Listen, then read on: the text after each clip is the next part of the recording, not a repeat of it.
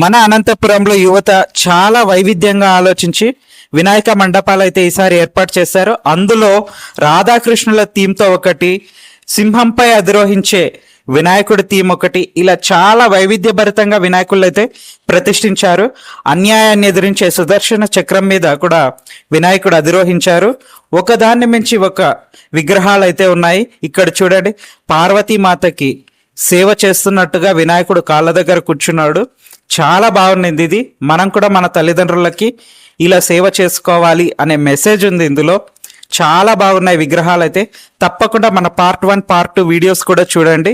Part 3 video కూడా ఈరోజే ఎక్కించాము. చాలా బాగున్నాయి. అందరూ అక్కడికి వెళ్ళి చూడడం అనేది కొంచెం కష్టమైనది. అలా ఇబ్బంది లేకుండా మన వీడియోస్లో చూసేసి ఆ వినాయకుడి దర్శనం చేసుకోవాలని కోరుకుంటున్నాము.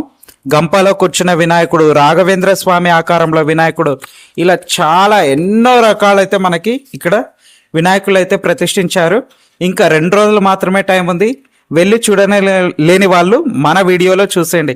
చెట్టు మీద ఉన్న వినాయకుడు ఎంత బాగుంది చూడండి. చుట్టూ చెట్టు, అక్కడక్కడ లైట్లు, శివుడి ఆకారంలో వెలసిన వినాయకుడు, చాలా బాగున్నాయి వినాయకులు.